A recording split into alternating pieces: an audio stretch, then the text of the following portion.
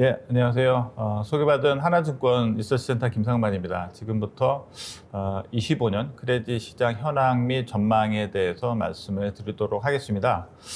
제가 이제 오늘 발표하는 그 주제에 어쨌든 그런 그 부제를 이제 불리한 조건과 유리한 여건이라는 이제 그렇게 이제 제목을 이제 달았는데요.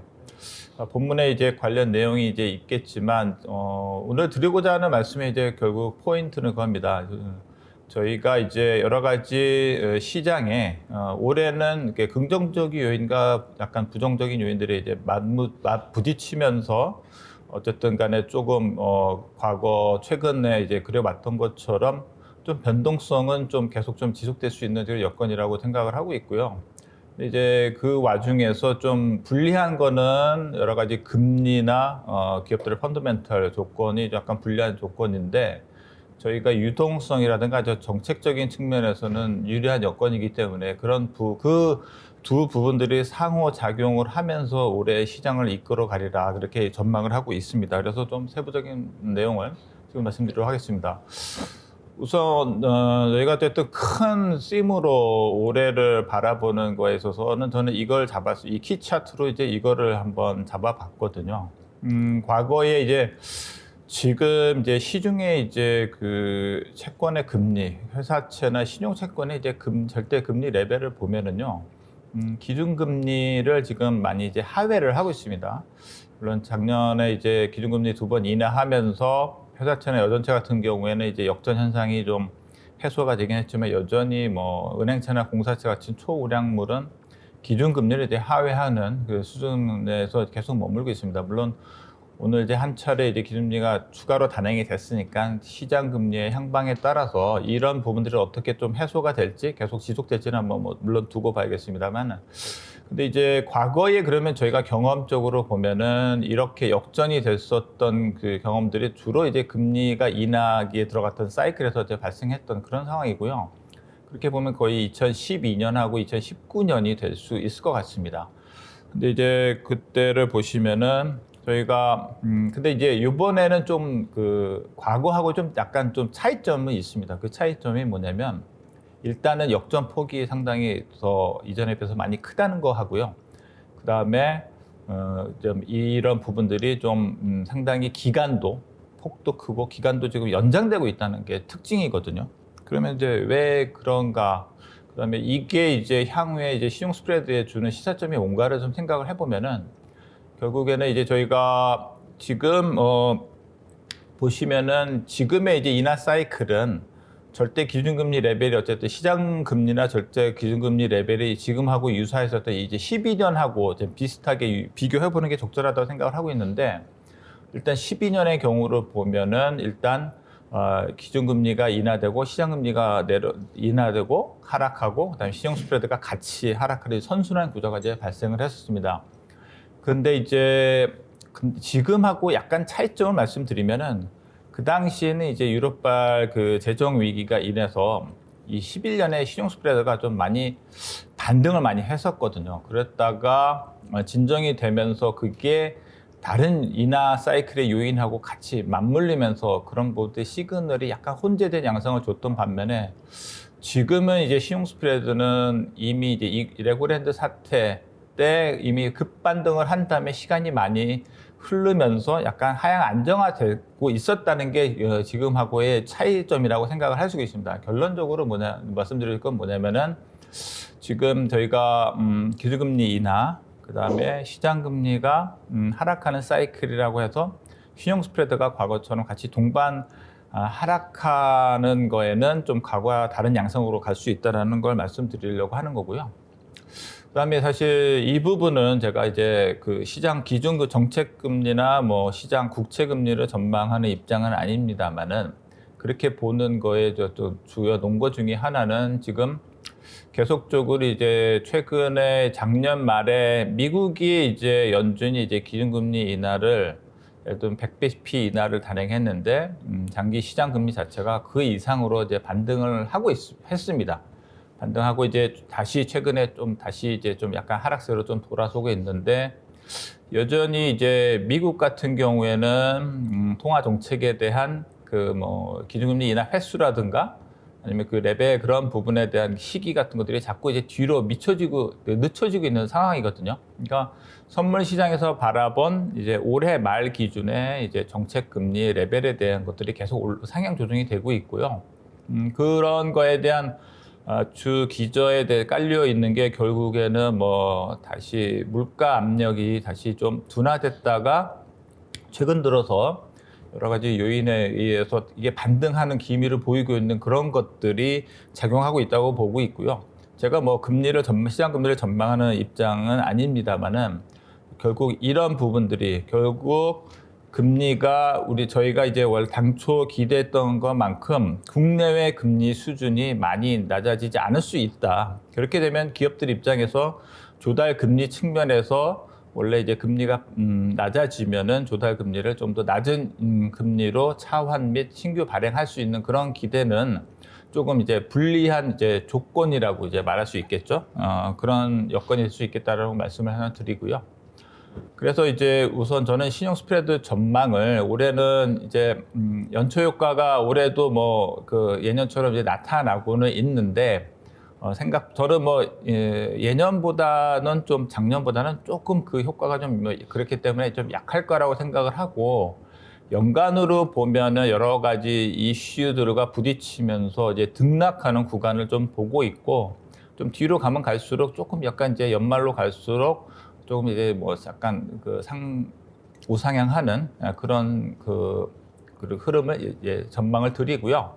결국에는 이제 뭐 양호한 기업 펀더멘탈이라든가 우호적인 시장 여건이 이제 긍정적으로 작용하겠지만 뭐 이제 뒤에 말씀드리겠지만 수급 부담이라든가 어떤 대외 변동성, 노이즈 부담 같은 것들이 이제 마이너스적인 요인으로 해내서 이렇게 횡보 국면, 그다음에 이제 뭐 강세폭은 좀 제한적일 것이다. 그다음에 이제 섹터별로는 상위 등급 회사채, 그다음에 여전채, 그다음에 하위 등급 회사채, 은행 공사채 정도의 순으로 이제 투자 우선 순위는 그렇게 줄을 세우겠습니다.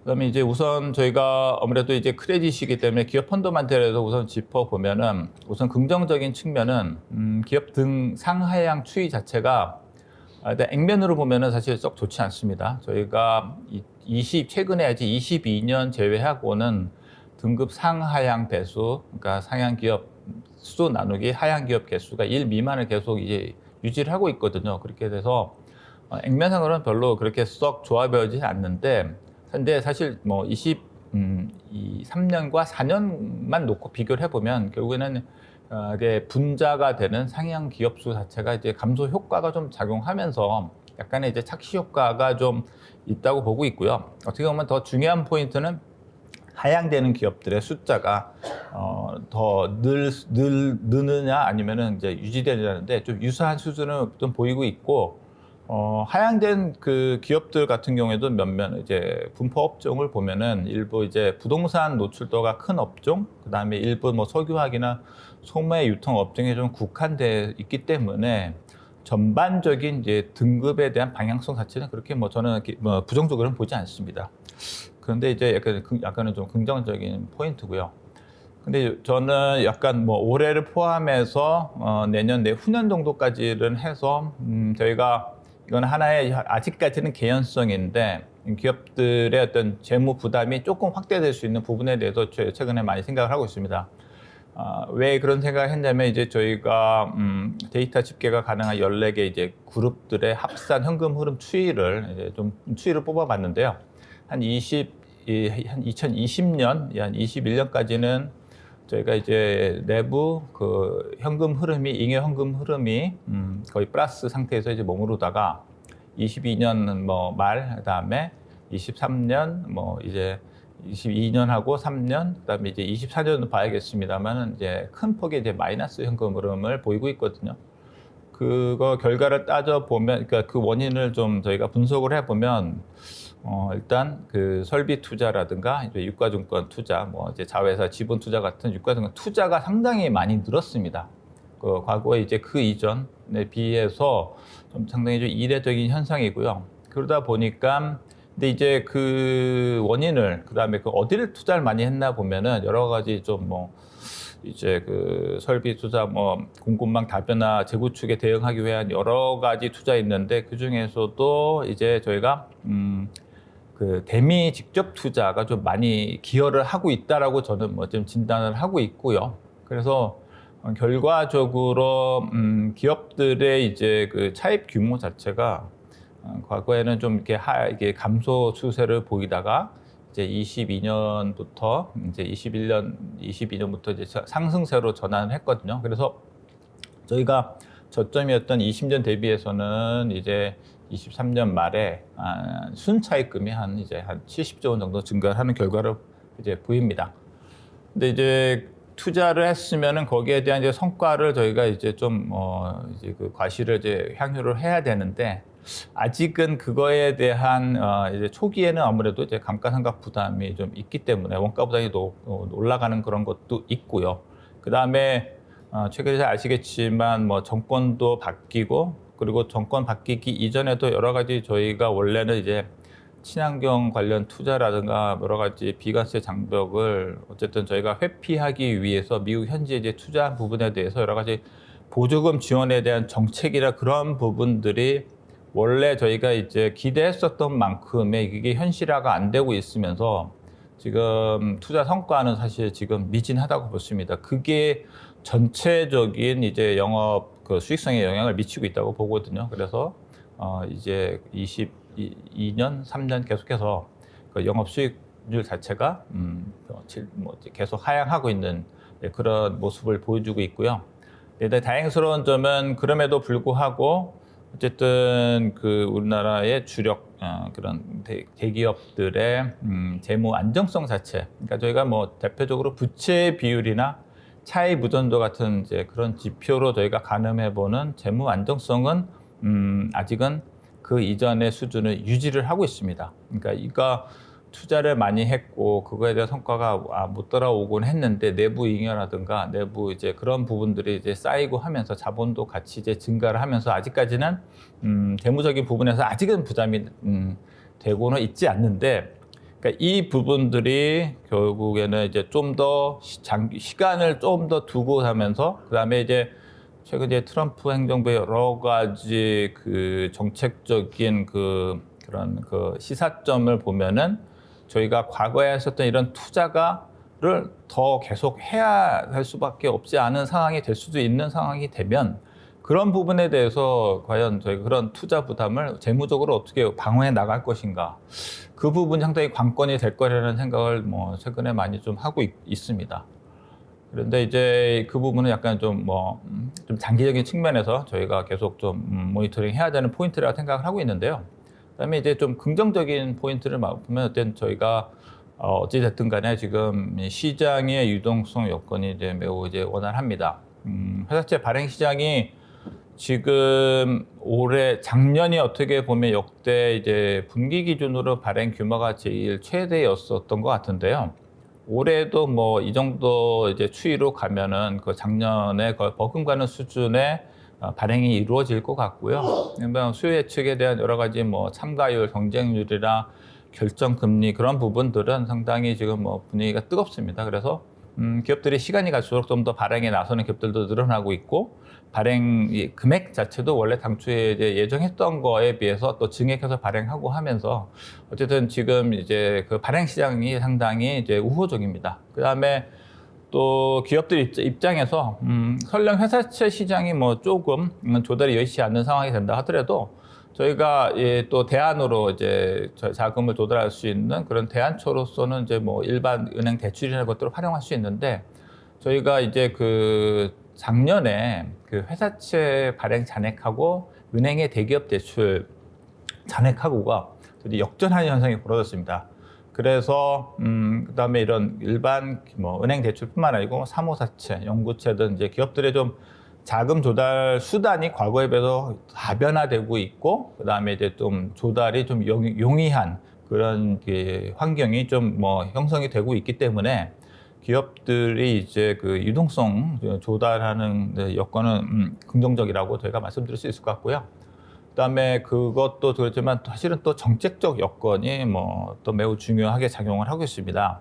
자, 주지하시다시피 사실 이 정책적인 여건은 코로나 사태를 겪으면서 결정적으로 크게 한번 어떻게 보면 저희가 큰 분기점을 이제 기록을 했다고 보고 있고요. 좀 단기적으로 짧게만 보더라도 이제 23년에 그때 이제 새마을금고 예금 인출 사태와 관련해서 거기에 대한 어느 하나의 대책으로서 한국은행이 이제 23년 7월에 그 자금 조정 대출 제도 개편을 통해서 저희가 이제 적격 그 이제 담보 채권의 범위를 이제 뭐 그 일반 회사채까지 그러니까 이제 초량 이제 그 뭐 은행채 공사채만 국한해서 거를 뭐 회사채까지도 이제 범위를 확대를 하고 그 대출을 받을 수 있는 그 금융기관들도 그 비은행 예금 취급 기관들도 이제 확대를 했습니다. 그래서 이제 그런 이제 그 비은행 금융기관 제2금융사들이 유동성 이제 어쨌든 저희가 시장 안정 측면에서는 기업들뿐만 아니고 기업들의 자금을 공급하는 금융 사이드에서의 어쨌든 그 유동성이 원활하게 유지가 돼야 되는 그런 측면에서 일단 시장 안전판 정책적인 어쨌든 그 유사시에 뭐 여기 오늘 자료는 없습니다만 한은의 아직 RP 취급이 계속 좀 늘어나고 있는 것, 횟수나 빈도가 늘어나고 있는 것들.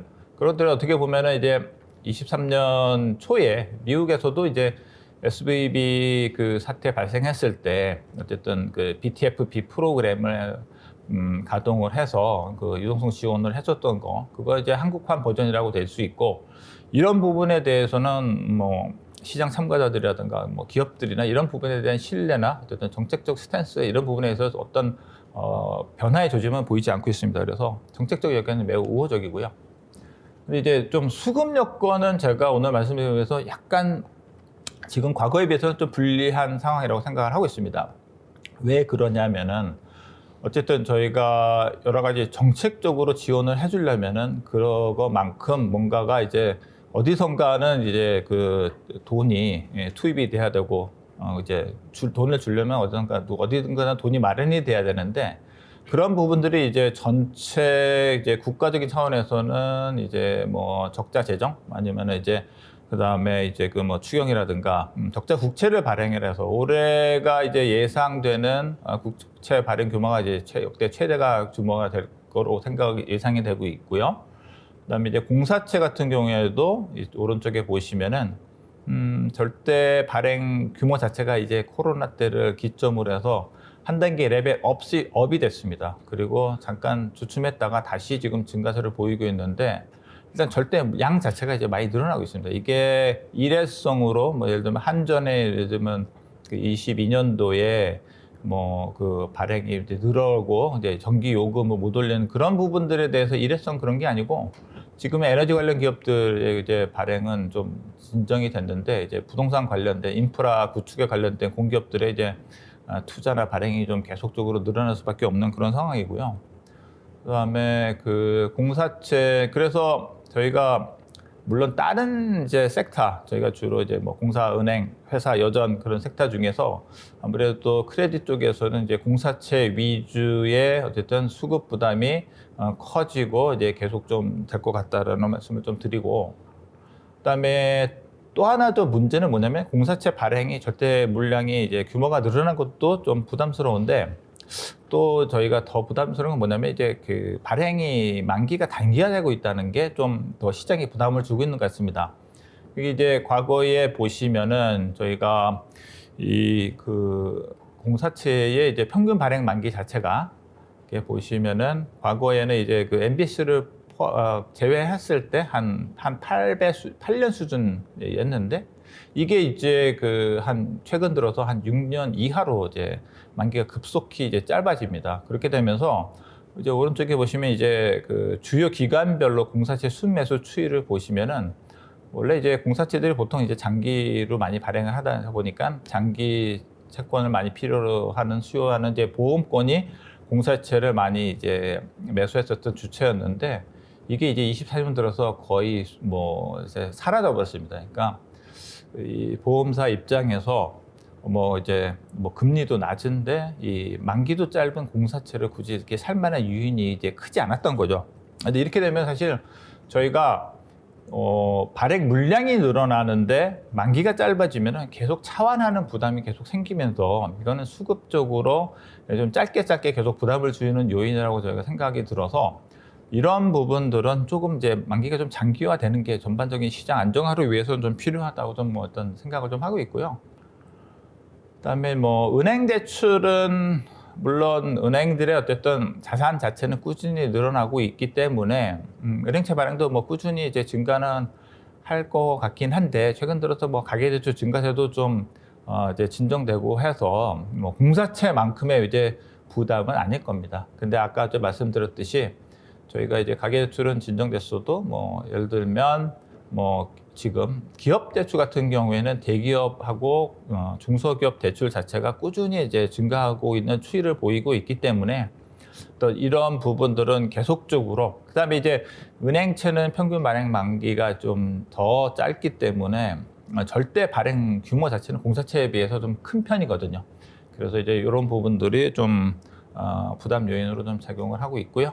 근데 수급적으로는 좀 긍정적인 요인도 있습니다. 저희가 개인들의 이제 그 회사채가 그 시장 어떤 투자 참여율이 과거에 비해서 높아진 것들은 근년에 들어서 상당히 이제 긍정적인 지금 현상이거든요. 그래서 근데 이제 물론 동일 만기 뭐 예금이나 유사한 이제 그 인컴형 상품에 비해서 금리 메리트가 이제 발생을 해서 23년, 24년에 이런 것들이 많이 매수 기반이 확대되고 이런 부분들이 이제 개인들도 하위 등급 회사채에 대해서 적극적으로 이제 접근을 하면서 여러 가지 수급이나 뭐 가격 스프레드에도 긍정적 영향을 좀 미치고 있거든요. 근데 다만 이제 아쉬운 거는 이제 시장 금리가 다시 좀 내려가고 절대 금리가 메리트가 없어지면서 또 작년 하반기부터는 조금 이 부분은 좀 주춤해지고 있습니다. 근데 그래서 현재로 보면 좀 중립적이긴 한데 이 부분은 어쨌든 개인들이 어쨌든 이쪽에 눈을 떴으니까 어쨌든 이제 여건만 되면은 이런 부분에 대해서 하위 등급이나 이제 그런 거의 수급에 계속적으로 좀 지탱을 해줄 수 있는 요인으로 이제 작용할 걸로 향후에는 이제 기대가 되기 때문에 이런 부분들은 긍정적인 수급 요인이라고 볼 수 있을 것 같습니다. 그다음에 저희가 부동산 PF는 이제 오늘도 이 삼부토건이 이제 법정관리 신청했다는 뉴스가 이제 방금 이제 뜬 걸 봤는데요. 큰 틀에서는 좀 뭐 가닥을 잡아 나가고 있다라고 평가를 합니다. 저희가 어쨌든 그 부동산 PF 대출을 많이 취급한 이제 금융기관들을 보면은 이제 은행이나 보험 같은 경우에는 상대적으로 금액은 커도 상대적인 퀄리티가 상대 좀 뭐 우량한 거고 그 외에 사실은 저희가 좀 그동안에 이제 부담으로 생각했었던 것들이 이제 보험 외에 이제 제2 금융권이었거든요. 보시면은 이제 뭐 증권, 그다음에 여전, 뭐 저축은행, 그다음에 이제 상호금융사. 근데 저희도 이쪽에서도 어떻게 보면은 이제 그 양극화, 빈익균 부익부 어떤 그 차별화가 좀 진행이 되고 있습니다. 그래서 저희가 이제 그쪽에서 금감원에서 이제 여러 가지 사업성 평가를 해서 문제성이 있는 PF가 한 21조 정도. 그 중에서 근데 이제 저희가 저축은행이나 상호금융권이 한 4분의 3 정도를 차지를 하고 있습니다. 그래서 어쨌든 저희가 이게 뭐 자본시장 노출조가 있는 이제 채권 시장에서 자금을 조달하는 증권사나 여전사 같은 경우에는 어쨌든 뭐 충당금도 뭐 계속적으로 좀 꾸준히 쌓고 있고 그래서 이제 타 이 금융 권역에 비해서는 어떻게 보면은 지금은 뭐 그런 부분들 부담을 어쨌든 시간을 두고 이제 점차 이제 좀 해소해 나갈 수 있는 큰 틀에서 방향은 잡았다고 생각을 하고 있습니다. 그래서 부동산 경기 자체도 어쨌든 양극화가 좀 심한 상태이긴 한데 어쨌든 부동산 PF도 과거에 저희가 느꼈던 그런 뭐 이제 피로감이나 이제 그런 우려감은 뭐 좀 진정이 되고 있다. 그래서 보고 있고요. 그다음에 뭐 짧게 말씀을 드리면 뭐 트럼프 2.2 시사점, 뭐 기후변화 투자 부담이 줄어들 것이다. 뭐 이런 부분들은 뭐 금리 하락 요인이겠죠. 아무래도 이제 채권을 발행할 이제 일이 좀 적어지니까.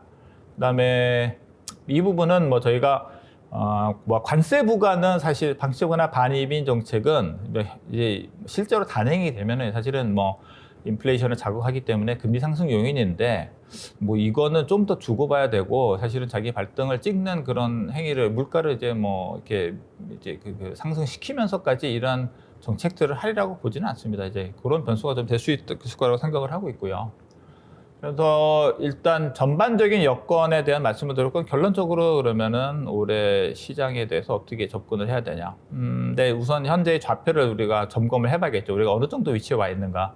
아까 맨 처음 말씀드렸듯이 저는 사실 뭐 여러 가지 발행 시장이 좋은 여건이라 그런 거에도 불구하고 절대적으로 지금 시장이 조금 계속적으로 안고 있는 과제는 결국은 이제 레벨 부담이라고 생각을 하고 있습니다. 이제 절대 금리 자체가 어쨌든 기준금리보다 낮은 상황이 이제 계속 장기화되고 있고, 그다음에 뭐 단기 초우량물 뭐 은행채나 공사채는 단기물 같은 경우에도 뭐 이제 기준금리를 하회를 하고 있고, 그다음에 이제 국채 대비한 회사채 신용채권의 상대적인 금리 메리트인 일드 레이시오도 조금 뭐 작년 저점보다는 좀 개선되긴 했는데, 일단은 저는 이제 절대적인 레벨 부담, 가격 부담이 가장 큰 악재라고 생각합니다. 다른 건 뭐 다 좋은데 이렇게 생각을 좀 하고 있고요. 그다음에 근데 이제 말씀드렸듯이 물론 발행 여건은 좋고 아까 그 발행 시장 이제 상당히 이제 우호적이기 때문에 또 하지만 그럼에도 불구하고 이제 발행 시장은 좀 저희가 좀 적극적으로 같이 좀 뭐 참여할 필요는 있어 보이고요. 그래서 이제 증권사들이 보통은 이제 그 장기 채권 조달을 통한 시장을 좀 많이 이렇게 발행을 안 했었는데 최근 들어서는 상당히 증권사마저도 발행 규모가 많이 늘어나고 있고, 그다음에 이제 그거에 이제 수요였죠. 결과도 좋은데요. 근데 사실 근데 최근 들어서는 약간 이제 옥석을 하려 필요가 있다고 생각을 하는 게 뭐냐면은, 작년에는 그래도 회사채 상하위 등급 간의 스프레드 갭이 그래도 조금씩 계속 좀 하향 추세를 보이다가 최근에 약간 반등세를 좀 보이고 있습니다. 그래서 약간 저희가 옥석은 계속 가려야 할 필요는 있겠다라는 생각을 좀 있고요. 그다음에 저희가 이제 투자 전략 마지막으로 좀 말씀을 드리면, 그다음에 이제 가격적인 측면에서 그러다 보니까 저희가 금리 메리트를 찾아서 저희 이제 시장 참가자들이 계속 뭔가를 열심히 하다 보니까 전통적으로 이제 저희가 이제 동일 등급 회사채하고 여전채 간에는 항상 스프레드 갭이 이제 형성이 돼 있었거든요. 그러니까 이제 여전채가 회사채보다 좀 더 가상금리를 더 줘야 소화가 되는 이제 그런 거였는데, 최근 들어서는 뭐 이제 그 AA 마이너스 등급까지도 이 여전채가 오히려 회사채보다도 금리가 낮아지는 상황까지 벌어지고 있습니다. 이거는 단기적인 이제 수급적인 요인이 많이 좀 작용을 하고, 워낙 이제 고금리 채권, 그다음에 이제 어쨌든 크레딧 채권이 어쨌든 좀 물량이 딸리는 그런 부분에 대한 그 작용이기 때문에 나타나는 현상이라도 보고 있는데, 이런 부분들이 어쨌든 하나의 저희가 계속 뭐 좀 지켜봐야 될 변수라고 생각을 좀 하고 있고요. 그다음에 어떻게 보면은 저는 전체적으로 봤을 때 올해 시장에 있어 가지고서 또 중요한 변수로 저희가 생각해야 될 건 뭐냐면은, 지금 이제 저는 기간 스프레드하고 신용 스프레드 간의 그런 서로 간의 이제 그 상호 이제 작용 관계입니다. 저희가 어쨌든 이 부분도 물론 어떻게 될지 모르겠지만 이제 장단기 금리 차가 확대가 되면은, 이게 그동안에는 워낙 이제 절대 금리가 낮으니까 저희가 이제 회사채를 찾아서 금리 높은 회사채를 이제 샀는데, 장기 국채 금리가 좀 올라가게 된다고 하면은 내가 과연 신용 프리미엄을 수출할 것인가 아니면은 기간 프리미엄을 수출할 것인가에 대한 이제 고민이 커질 수밖에 없는 이제 그런 상황이 되고, 어떻게 보면은 이거는 뭐 어떻게 전개가 될지 두고 봐야겠지만, 이 장단기 스프레드가 좀 뭐 추가적으로 확대가 된다고 하면 어떻게 보면은 이제 올해 시장의 최대의 복병이 될 이제 그런 가능성이 높다. 그렇게 저는 생각을 하고 있습니다. 그래서 일단 뭐 정리를 하자면 전반적인 뭐 기업들 펀더멘탈의 현재 등급 뭐 전망이라든가 아니면 이제 이런 유동성 여건이라든가 이제 그런 여건들은 이제 좋은데, 저희가 그런 여건을 그냥 이렇게 다 편하게 즐길 수만은 없는 그런 이제 변수들, 여건들, 이제 절대 금리가 아직은 그렇게 안심할 만큼 낮지 않다는 거하고, 이제 대외 좀 이거 변동성 하나 말씀드리면, 요거 이제 지금 최근에 이제 그 트럼프 효과 관련해서 일종의 이제 트럼프 리스크 프리미엄이 이제 형성이 되고 있는데, 이 부분들이 이제 어쨌든 부정적인 그런 그 여건으로 좀 작용을 해서 올해는 어쨌든 아까 모두에 말씀드린 대로 시용 스프레드는 뭐 강보합세는 유지를 하나 좀 횡보에 더 많이 내려가기보다는 좀 횡보하는 국면이 되지 않을까 이렇게 좀 전망을 드리겠습니다. 이상으로 제 발표를 마치도록 하겠습니다. 감사합니다.